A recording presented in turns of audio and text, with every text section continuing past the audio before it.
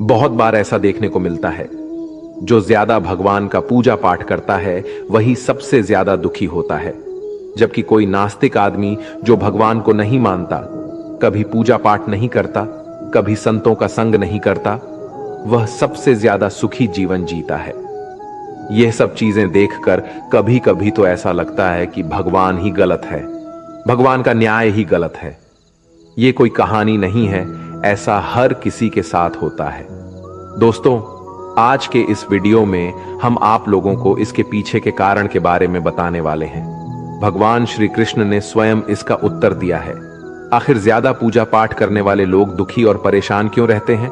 इसका उत्तर भगवान श्री कृष्ण ने श्रीमद् भागवत गीता के माध्यम से बड़ी स्पष्टता के साथ बताया है। तो चलिए फिर शुरुआत करते हैं। नमस्कार दोस्तों, ट्रू लाइफ स्पिरिचुअल ज्ञान चैनल पर आप सभी का स्वागत है। अगर आप भी भगवान श्री कृष्ण के भक्त हैं तो कमेंट में जय श्री कृष्ण जरूर लिखें। तो चलिए शुरू करते हैं आज की प्रस्तुति। दोस्तों, बात द्वापर युग की है, जब भगवान श्री कृष्ण और अर्जुन के बीच संवाद हो रहा था। तब अर्जुन ने भगवान श्री कृष्ण से पूछा कि माधव, जो लोग ज्यादा पूजा पाठ करते हैं वह ज्यादातर दुख और परेशान रहते हैं, इसके पीछे क्या कारण है? जबकि जो लोग भगवान का नाम भी नहीं लेते, भगवान का स्मरण बिल्कुल भी नहीं करते और हमेशा गलत कार्य में लिप्त रहते हैं, उन लोगों को मैं सुखी देखता हूं। इसके पीछे का रहस्य मुझे समझाने का प्रयास करें। तब भगवान श्री कृष्ण ने एक छोटी सी कहानी के माध्यम से अर्जुन को इसका उत्तर दिया। आइए जानते हैं उस छोटी सी कहानी के बारे में। एक गुरु के दो शिष्य थे, दोनों ही पढ़े लिखे विद्वान थे। दोनों में फर्क सिर्फ इतना था कि एक भगवान को मानने वाला था और दूसरा भगवान को ना मानने वाला नास्तिक था। एक ऐसा था जहां पर भगवान की कथा होती थी, जहां सत्संग होता था, जहां भजन होता, वहां दौड़ के चला जाता और भगवान की पूजा पाठ करने लगता। दूसरा शिष्य इन सब चीजों से दूर था। वह शराब पान भी करता था, वेश्याओं के साथ नमन करता था। सारी बुरी आदतें दूसरे शिष्य में थी। एक दिन क्या हुआ, एक शिष्य शराब पीकर अनाब शनाब बोलते हुए रास्ते में पैदल चलते हुए अपने घर को जा रहा था। अचानक उसको रास्ते में पैसों से भरा एक बैग मिल जाता है। उसकी खुशी का ठिकाना नहीं रहता। वह जोर जोर से चिल्लाते हुए सबको बताता है, मुझे आज पैसों से भरी बैग की थैली मिल गई, मेरा जीवन सफल हो गया, इन पैसों से अपने जीवन की आवश्यकताओं की पूर्ति करूंगा। वही दूसरा मित्र मंदिर से भजन करते हुए अपने घर को जा रहा था। अचानक उसकी पैर में एक बड़ी कांटे चुभ जाती है, रक्त निकलने लगता है। ठीक उसी समय दूसरा शिष्य भी वहीं पहुंचता है और हंसते हुए उसको बोलने लगता है, क्यों तुम ही हो ना जो सबसे ज्यादा पूजा पाठ करते हो, भगवान का भी भजन करते हो, क्या दिया तुम्हारे भगवान ने तुम्हें? मुझे देखो, मैं कभी मंदिर नहीं गया और ना ही मैंने कोई भी काम अच्छा किया। मेरे घर में भगवान का मंदिर भी नहीं है। मैंने कभी अपने घर में सत्यनारायण का कथा नहीं कराया, भगवान के सामने कभी माथा नहीं टेका। फिर भी मैं कितना संपन्न हूं, अमीर हूं। मेरे पास पैसों की कोई कमी नहीं है। सबसे ज्यादा सुखी जीवन मैं ही जी रहा हूं। अच्छे शिष्य को उसकी बात चुभने लगी। उसने मन ही मन विचार किया, हाँ, यह तो सच बोल रहा है। मैं कितना पूजा करता हूं और वह कुछ नहीं करता, फिर भी कितना सुखी है।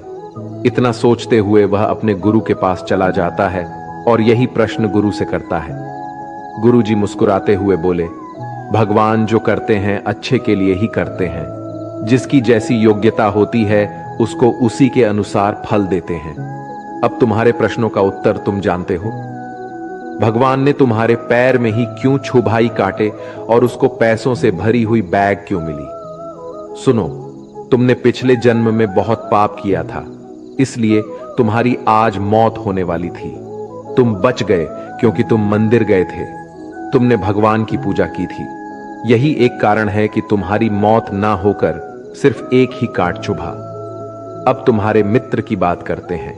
पूर्व जन्म में वह एक संत महापुरुष था, इसलिए उसकी 8 किस्मत बदलने वाली थी।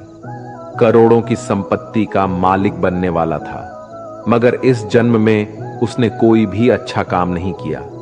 इसलिए पूर्व जन्म के फल के अनुसार उसको थोड़े पैसे ही मिले, जबकि वो अरबों की संपत्ति का मालिक बनने वाला था। भगवान को दोष देना छोड़ दो, अपने वर्तमान के समय का सदुपयोग करो, भविष्य अपने आप सुधर जाएगा। इस प्रकार उसकी आंखें खुल गईं और वह फिर से अपने पूजा पाठ में लग गया। जब हम प्रार्थना करते हैं तो ईश्वर हमारे कहने से ज्यादा सुनता है। जितना हम पूछते हैं उससे ज्यादा जवाब देता है। जितना हम कल्पना करते हैं उससे ज्यादा अपने समय में और अपने तरीके से देता है। समय का चक्र बहुत तेज चलता है, इसलिए ना तो बल का अहंकार करे, ना ही अपने धन का। जीवन में वाणी को संयम ही रखना अनिवार्य है, क्योंकि वाणी से दिए हुए घाव कभी भरे नहीं जा सकते। जीवन में कभी मौका मिले तो किसी के लिए सारथी बनना, स्वार्थी नहीं। जैसे पानी को अगर दूध में मिलाया जाए तो वह दूध की तरह हो जाता है। यदि वही पानी अगर कीचड़ में मिलाया जाए तो कीचड़ बन जाएगा। हमेशा वो काम करे जो सही है, वो ना करे जो आसान है। करीबी और गरीबी का सिखाया हुआ सबक इंसान को अंदर से बदलने पर मजबूर कर देता है। जिस तरीके से बात करते हो उस तरीके से सुनना भी पसंद करो। ईश्वर को अपना सबसे करीबी दोस्त बना लो, क्योंकि परमात्मा ही एक ऐसा है जो तब तक साथ देते हैं जब सारी दुनिया हमारा साथ छोड़ देती है। ऐसे लोगों से दोस्ती बनाए रखिए जो आपको बेहतर बनाने के लिए प्रेरित करता हो, जो आपको अपनी जवाबदारी माने और आपका ख्याल रखे, जो आपको अपना समझे और अपना घर जैसा महसूस कराएं, जो आपकी सहायता करे और आपको समझे। अमीरी गरीबी से इसका कोई लेना देना नहीं। रोने वाले महलों में भी रोते हैं और किस्मत में खुशी तो झोपड़ी में भी हंसी गूंजती है। विश्वास में वो शक्ति है जिससे उजड़ी हुई दुनिया में प्रकाश लाया जा सकता है।